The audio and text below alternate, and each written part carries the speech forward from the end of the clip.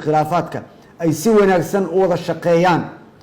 haddii sidaasi dhici weydo waxaa mas-uuliyadda qaadaya ciddii qaladkaasi samaysa.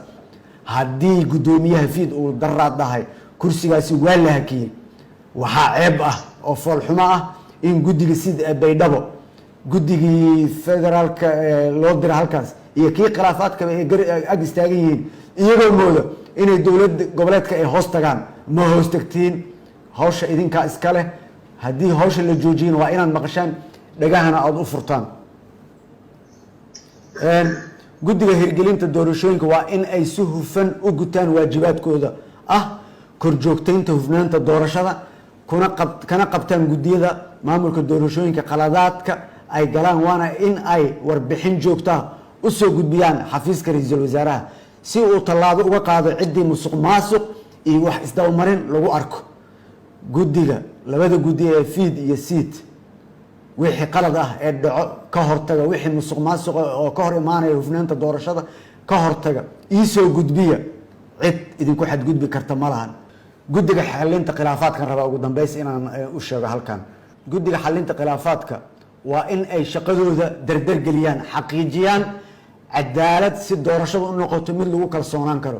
guddiga khilaafaadka waa inaad la socotaan waxa meesha ka dhacayo, waxa la soo gudbiyo, waa inaad sida ugu dhaqsiyaha badna tallaabo ah ka qaadaan. sidaa darteed walaalayaal guddiyada waa idinkugu soo celiyo mar koowaad tababaraa laidin siiyey, waa laidin aaminay, waa idin dhaariyey. haddana qaladaadka ummadda shacabka soomaaliyeed idin fiirsanayo. saa darteed ergada soo xulideeda waxaa u madax bannaan, waa idiin sheegayaa, ergaa la soo xulaya waxaa u madax bannaan caaqilada iyo labada xubnood ee bulshada rayidka ah.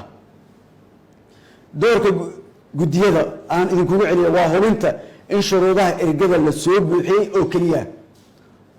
maamulada madaxweyneyaasha dowlad goboleedyada wax door ah kuma lahan soo xulidda ergada. marka dhagihiina fura, maanta arintaas meel xasaasiya maraysa. qofkaana gudul warningkii ugu dambeeyey aan siinayo waay. qofkii aan arko iyadoo war laga soo saaray qof kaleoo ka dhinac hadlaayo, warqadaheeda hore ha usoo qaadato, ma matasho. taasaa idin sheegaya. dekareeto xafiis ra-iisul wasaaraha kusoo baxdeen. shacabka soomaaliyeed uma dul qaadanayo, xukuumaddeedu uma dul qaadanayso.